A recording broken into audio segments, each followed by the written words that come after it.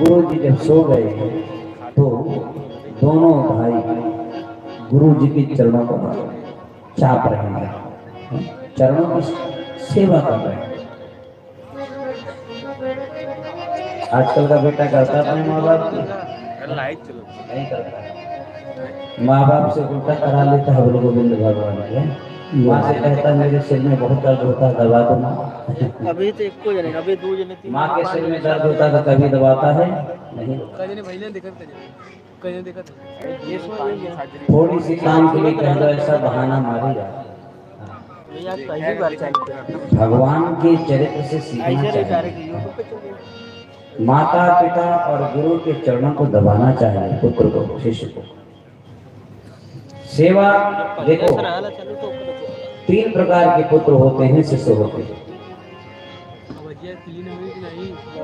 जो शिष्य मन की स्थिति को जान करके, जो पुत्र मन की स्थिति को जान करके माता पिता और गुरु की सेवा करता है, वो उत्तम शिष्य होता है, उत्तम पुत्र होता है, जिसको कहने की जरूरत नहीं पड़ती, बिना कहे ही समझ जाए और सेवा को तत्पर रहे। और जो कहने के बाद भी करे, कहने के बाद भी करे सेवा, वो मध्यम होता है, मध्यम होता है। और जो कहने के बाद भी न करे, उससे निकृष्ट कोई नहीं होता। ऐसा पुत्र ना ही हो तो ठीक है, ना ही हो तो ठीक है। तो माता पिता के कहने से पहले ही, गुरु जी के कहने से पहले ही सेवा में तत्पर रहना चाहिए शिष्य को और पुत्र को। भगवान गुरु जी की सेवा कर रहे हैं। बार बार मुनिया क्या दे रघुबर जाए स्वयं तब की। बार बार गुरु जी ने कहा, हे राघव सो जाओ, राम सो जाओ, बेटा सो जाओ। बार बार कहा। देखिए, माता पिता और गुरु की आज्ञा का उल्लंघन करना अपराध है। उनकी आज्ञा का उल्लंघन नहीं करना चाहिए, वो जो आज्ञा दे माननी चाहिए। लेकिन सेवा के समय पर अगर माता पिता और गुरु की आज्ञा का उल्लंघन कर भी दे, वहां अपराध नहीं होता, वहां अपराध नहीं होता। अगर गुरु जी की सेवा शिष्य कर रहा है और गुरु जी बार बार कहे बस करो बेटा, बस करो बेटा, बंद कर दो, जाओ सो जाओ, जाओ आराम करो, वहां पर अगर गुरु की आज्ञा नहीं मानता है शिष्य, तो वहां अपराध नहीं लगता, वहां अपराध नहीं लगता। कोई पुत्र अपने माता पिता की सेवा कर रहा हो और माता पिता बार बार कहे जाओ बेटा, हो गया, बहुत हो गया, अगर उस जगह पिता उनकी बात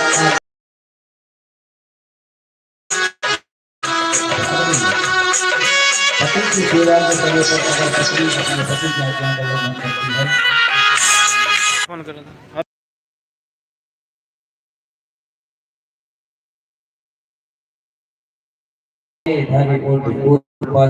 जल जाता। और भगवान के लेटने के बाद सोने का क्रम देखो, सबसे पहले कौन सोए? गुरु जी।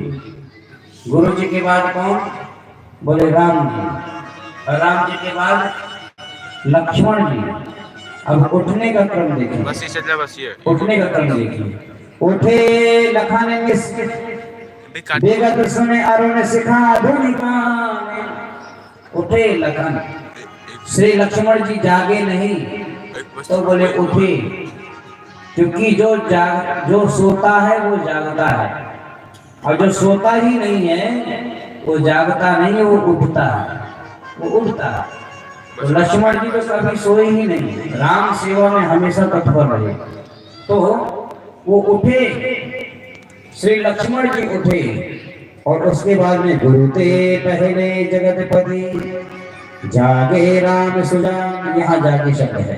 तो उसके बाद में श्री राम जी जागे, और सबसे बाद में गुरु जी सोए। कौन? बोले पहले गुरु जी सोए, फिर राम जी, फिर जगे। बोले पहले लक्ष्मण जी जगे, फिर राम जी, और फिर गुरु जी।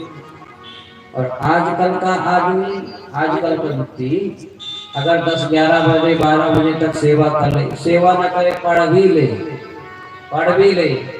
और सवेरे अगर माता पिता जगा ले तो तुरंत आग बबूला हो जाता है। 12 बजे पढ़ते सोए, इतनी जल्दी जगा दिया मेरे को, इतनी जल्दी बरस पड़ता है, बरस पड़ता है।